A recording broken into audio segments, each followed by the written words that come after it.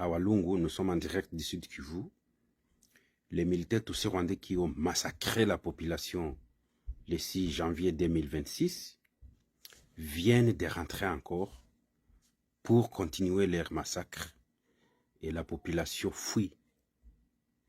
L'armée rwandaise, AFC, les militaires de Nanga, les militaires de Joseph Kabila, les militaires de Museveni, les militaires de Paul Kagame, tous les conglomérats aussi, les militaires de Moïse Nyarugabo attaquent le village de Walungu. Nous sommes au Sud Kivu. Ici, c'est à Mugogo. La population fuit. Ils ont tué et ils cherchent encore comment tuer. Regardez.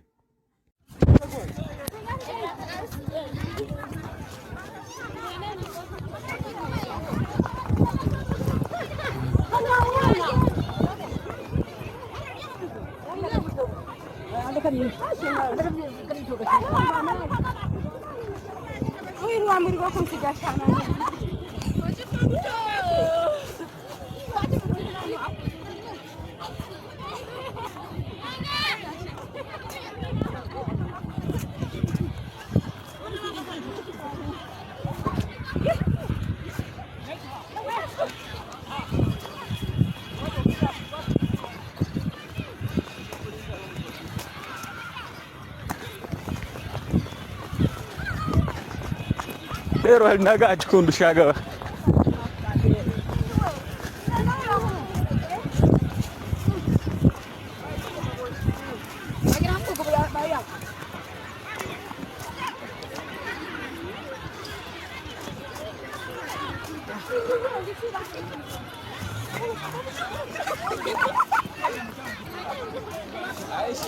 Papa.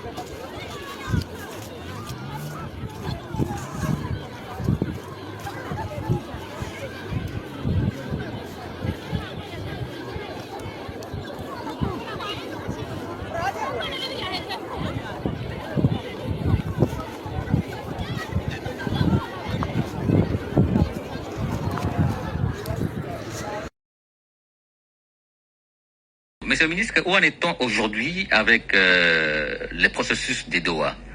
On n'en parle presque plus et il y a même une certaine opinion qui se permet, n'est-ce pas, de dire que les chefs de l'État auraient tourné les dos au Qatar parce qu'il n'a plus confiance, n'est-ce pas, dans ces processus. Écoutez, il y a évidemment tous ces poisons rwandais, les fake news, les mensonges, toute la grosse machine des désinformations. Je crois que c'était sur Okapi que j'avais démontré que le Rwanda, c'est un pays qui produit industriellement du mensonge à destination des réseaux sociaux et de notre écosystème, heureusement, que nous travaillons à les déconstruire systématiquement. Le président de la République a envoie à la fois au processus de Washington, les processus de Doha, comme il a foi aussi aux initiatives portées par les pays africains. Mais ici, il faut rappeler que lorsque vous décidez de reprendre les armes, nous avions discuté à Doha, nous nous sommes mis d'accord sur le mécanisme du cessez-le-feu. Il y a eu des réunions qui se sont tenues notamment en octobre dans ces cadres-là pour voir comment on mettait en place ces systèmes, ces mécanismes de cessez-le-feu. Nous avons fait une avancée avec notamment la question de prisonniers. Mais qu'est-ce qui explique que devant les médiateurs, devant tout ce qui a été salué, toutes ces actions qui ont été positivement saluées par la communauté internationale, que le fils et le père décident de faire volte-face.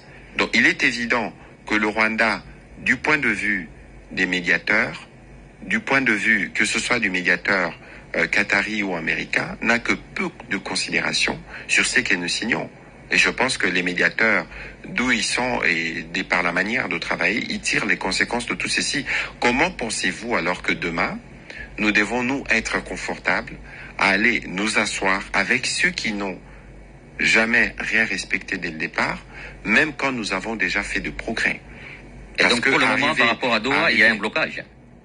Évidemment, aujourd'hui, pour nous, il faut quitter Ouvira. Il faut repartir aux lignes des départs. Et donc vous conditionnez la poursuite des négociations de Doha par le retrait du M23. Écoutez, nous avons des discussions en cours avec les médiateurs parce qu'on n'a jamais arrêté de discuter avec les médiateurs, mais il est évident qu'en face d'une violation si flagrante, il est évident que les Rwandais, comme les M23, doivent reculer d'où ils étaient pour permettre aux étapes restantes du processus de donner les résultats qui sont attendus d'elles. Après le Lualaba, les opérations de contrôle des entités de traitement des substances minérales se poursuivent désormais dans la province du Haut-Katanga. À Lubumbashi, ce mercredi 7 janvier 2025, la commission ad hoc instituée par le ministre des Mines, son Excellence Louis Watum Kabamba, a lancé la phase opérationnelle de ces travaux en présence des autorités provinciales. Dès le début de la journée, les responsables des entités concernées ont répondu à l'appel de la commission en présentant leur dossier. Ces derniers comprenaient l'ensemble des documents administratifs, juridiques et techniques requis, ainsi que les éléments relatifs à la traçabilité des minerais et à la légalité des sources d'approvisionnement. Les membres de la commission ont procédé à un examen approfondi des dossiers soumis dans le strict respect du cadre légal et réglementaire en vigueur. Des échanges ont été engagés avec les responsables des entités afin d'éclaircir certaines situations, d'identifier d'éventuelles insuffisances et de préciser les compléments à fournir, une mise en conformité totale. Conformément à son mandat, la commission dispose d'un délai de 15 jours à compter de la réception des dossiers déclarés complets pour achever les vérifications et formuler ses conclusions. Ces travaux se sont déroulés dans un climat de responsabilité et de collaboration, traduisant la volonté du gouvernement de la République de renforcer la gouvernance du secteur minier. Na décembre kofuta bato koza matata yo zaki na poto mais eza mbala liboso depuis nga na botama na mboka oyo agent à l'état a fêté bonne année sans que bafuta ye boke ce n'est pas entre agent de l'état na fonctionnaire de l'état donc na agent à l'état ba fonctionnaire bazali biso pe tozala kati bazana baje abana mike kotindaka bato na ba réseaux sociaux bolo bato futaki bato faux omoni nga wana zobisao nga na député batika futaka te donc mois de décembre tindenge tozoloba no boye nga loko na beki na bango ke bakina bana na mbongo te na tiaka ngo pe motema te mais au moins l'histoire retiendra que makambo nga na yo tolobaki na mesa tozana mois d'octobre et salemi. Écoutez, donc on a eu une séance qui concerne l'assainissement de la ville de Kinshasa. Il s'avère qu'Averda a travaillé sur le sujet il y a 5 ans. On a fait une étude de la ville de Kinshasa sur tout le système d'assainissement et de la propreté de la ville.